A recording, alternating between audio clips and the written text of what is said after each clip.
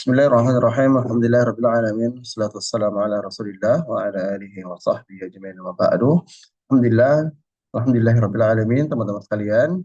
Kita lanjut di pertemuan yang ke-7 atau di pertemuan yang terakhir di sesi jilid kedua sesi satu.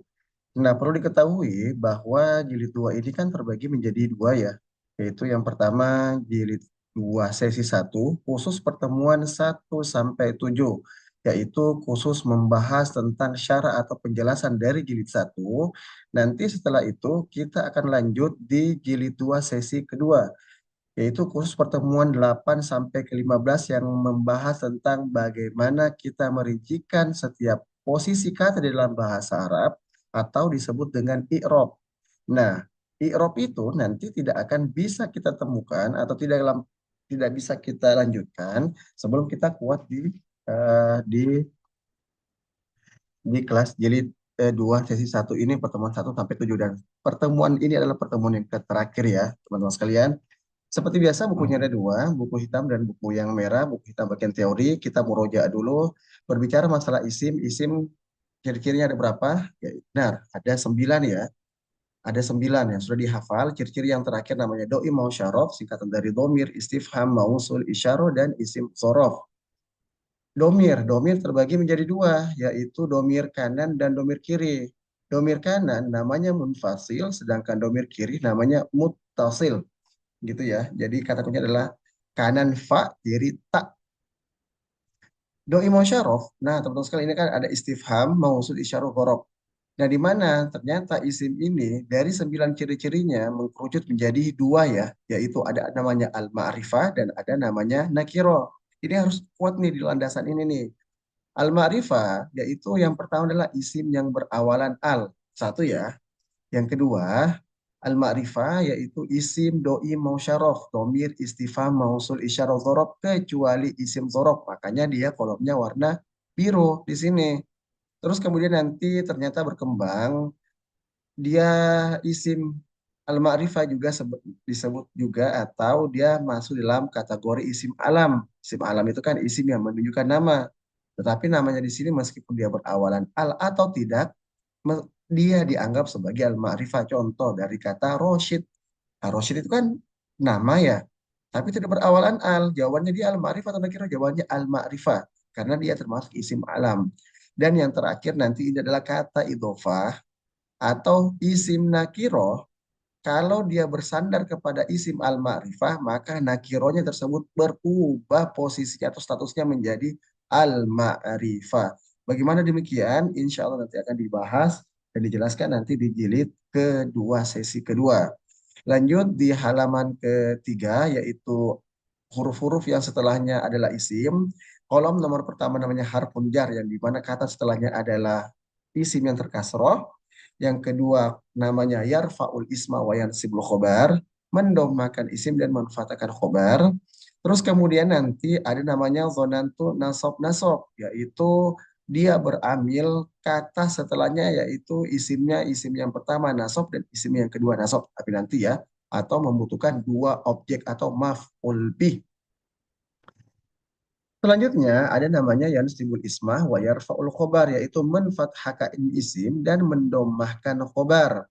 Sudah dihafal juga. Kolom nomor keempat namanya la nafiyah lil jins, yang dimana la tersebut artinya tidak ada. Berarti la itu kan memang terbagi menjadi tiga ya.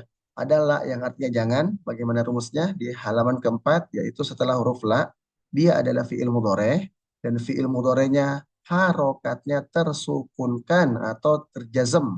Nah, terus maka la tersebut artinya jangan. Terus kemudian ada juga nanti la artinya tidak. Dan yang terakhir adalah la yang artinya tidak ada. Seperti di awal surat Al-Baqarah. A'udzubillahi minasyaitonirrajim.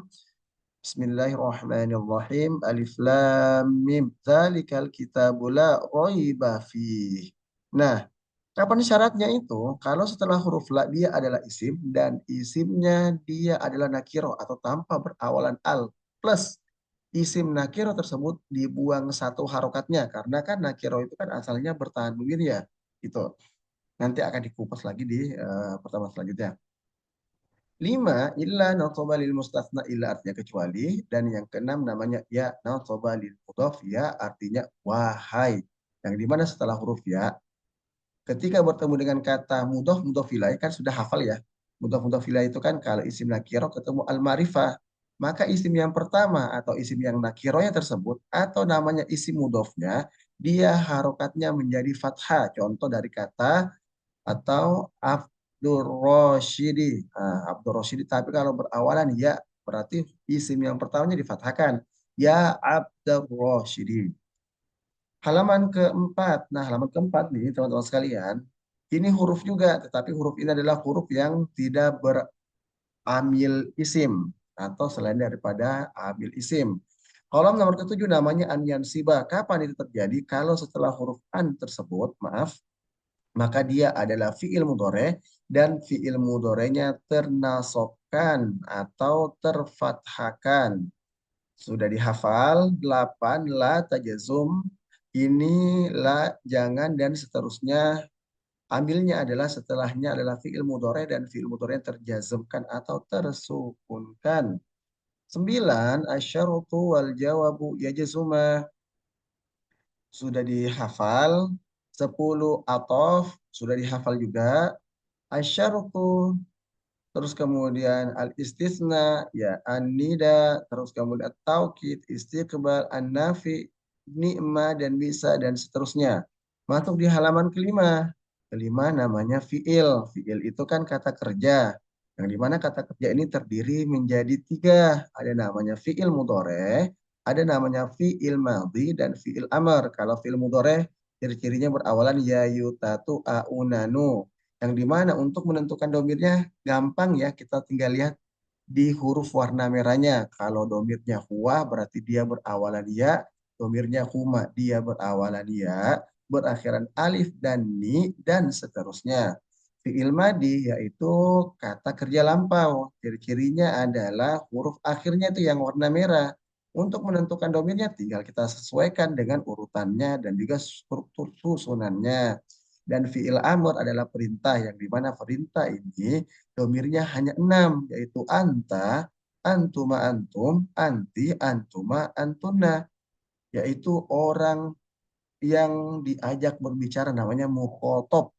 Nah, oke teman-teman sekalian langsung saja sebelum kita mulai terus kemudian kita bagian di sorof dulu dan ingat sorof ini harus kita tahu urutannya ya. Yang pertama fi'il madi, fi'il mudhore, isim masdar, isim fa'il, terus kemudian isim maf'ul, fi'il amr, fi'il nahi, isim saman, dan isim makan. Dan setiap posisi tersebut punya kedudukan dan juga cara menerjemahkan di dalam bahasa Indonesia yang memiliki kata kunci terjemahan. Nah, sudah dihafal kemarin beberapa tasrifnya ya. Dan selanjutnya teman-teman sekalian, kita masuk di syibuhul jumlah. Nah, syibuhul jumlah sudah dihafal juga kemarin.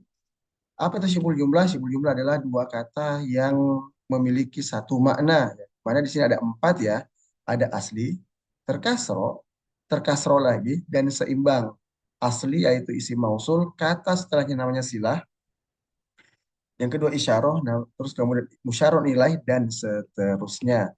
Terus yang terakhir, ini kita harus hafal ya teman-teman sekalian, yaitu di dalam tiga rumus utama bahasa Arab namanya isim huruf fiil, dia mengkerucut atau terbagi lagi menjadi dua, yaitu ada namanya mabni dan ada namanya mu'rab. Mabni adalah sebuah kata di dalam bahasa Arab yang tidak bisa diubah. Siapa itu isim? Isim yang mana itu doi musyarraf. Yang kedua huruf, yang ketiga fiil madi dan yang keempat fiil amr. Mu'rob bisa berubah, yaitu siapa? Isim, selain isim doi mausyarof. Dan yang terakhir yaitu fi'il mudore. Tetapi fi'il mudore ini kecuali domir hunnah dan antunna. I'rob ada empat, rofa artinya domah, nasob, fathah, jar, kasro, jazm, sukun. Jumlah terbagi menjadi dua, jumlah artinya kalimat. Ada kalimat yang diawali dengan isim dan ada kalimat yang diawali dengan fi'il. Kalau kalimat tersebut diawali dengan isim, maka dia membutuhkan dua. Membutuhkan namanya mubtada dan kedua namanya khobar. Mubtada itu wajib isimnya al-ma'rifah. Kita ulang lagi tuh, isim al-ma'rifah apa saja tuh? Satu, yang berawalan al. Yang kedua, doi mau syarof, kecuali isim zorof. Yang ketiga apa lagi? isim alam, isim yang menunjukkan nama. Yang keempat, isim nakiroh.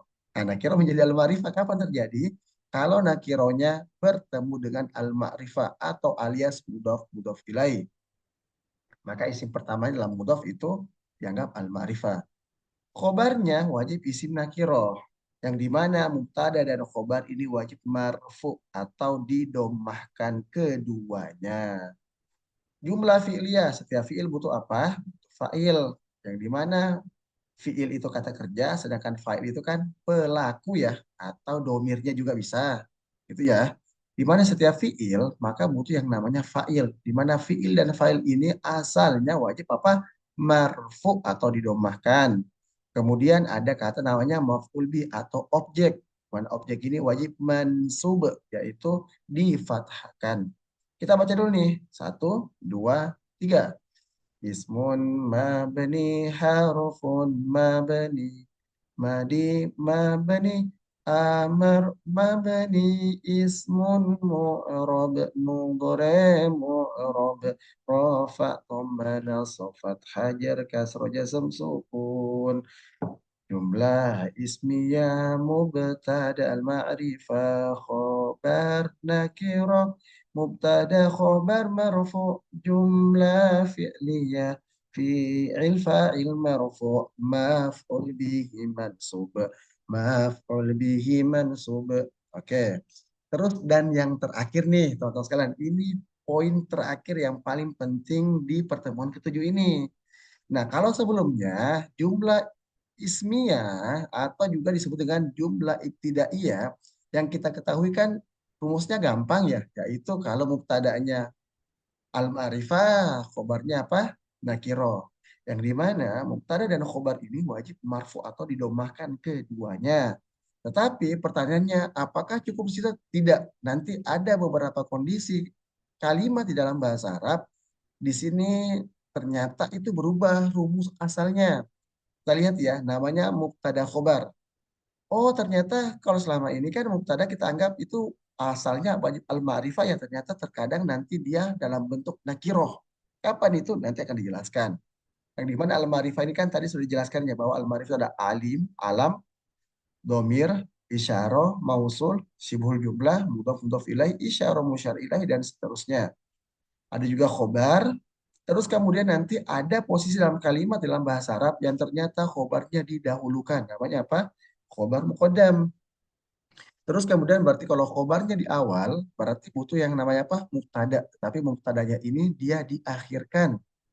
Nah, bagaimana caranya? Kita baca dulu rumusnya. Perhatikan teman-teman sekalian ya. Jumlah mu- jumlah ismiyah perhatikan teman-teman sekalian.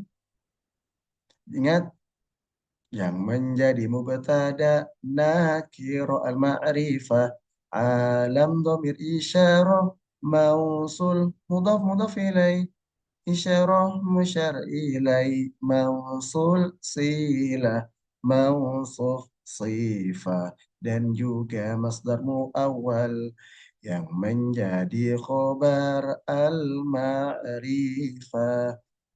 Nakirah syibhul jumlah jumlah fi'liyah jumlah ibtidaiyah masdar muawwal yang menjadi khobar muqaddam adalah jar majrur zarab mazruf ni'ma atau bisa mubtada muakhir nakir al-ma'rifah syibhul jumlah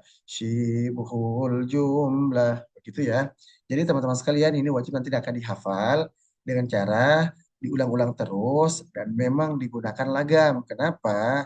Dalam teorinya tidak ada metode menghafal yang lebih efektif dan lebih mudah kecuali kita harus mengulang-ulang terlebih dahulu supaya terbiasa.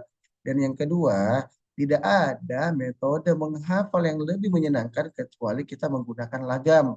Jadi lagamnya, jadi dibedakan antara lagam dan musik. Kalau kita bersyair tanpa musik namanya lagam atau syair juga bisa gitu.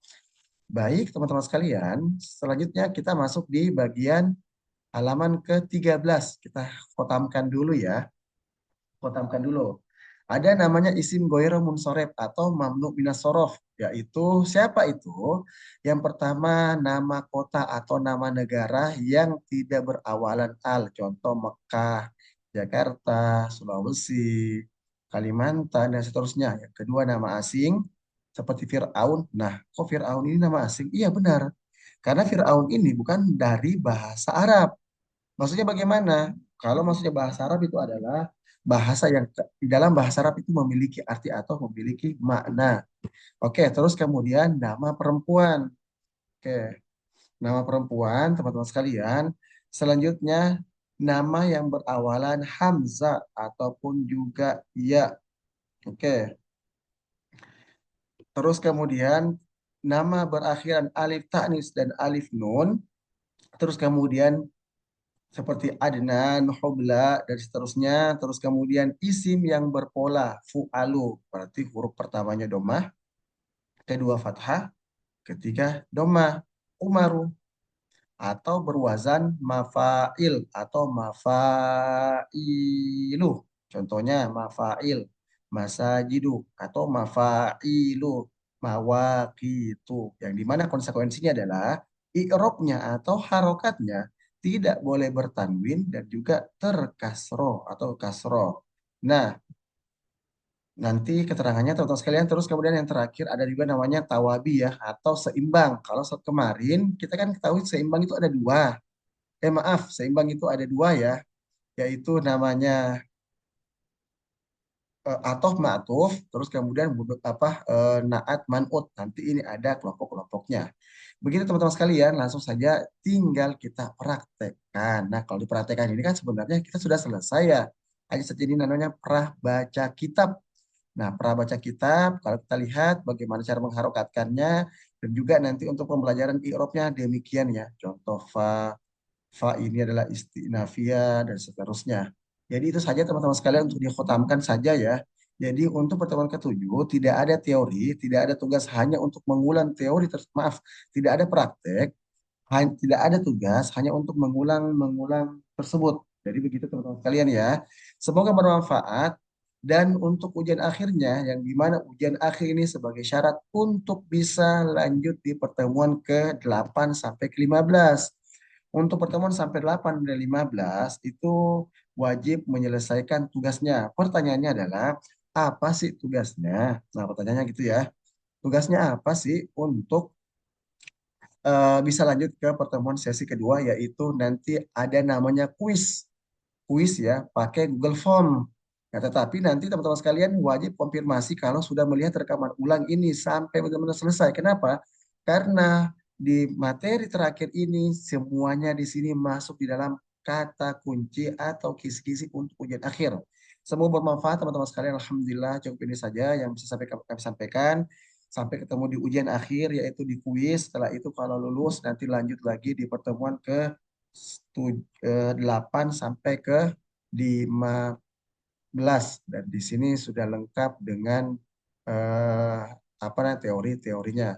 Itu saja, mohon maaf jika ada kata-kata salah. Kita tutup dengan membaca kafaratul majelis. Subhanakallahumma bihamdika asyhadu an la ilaha illa anta astaghfiruka wa atubu ilaik. Assalamualaikum warahmatullahi wabarakatuh.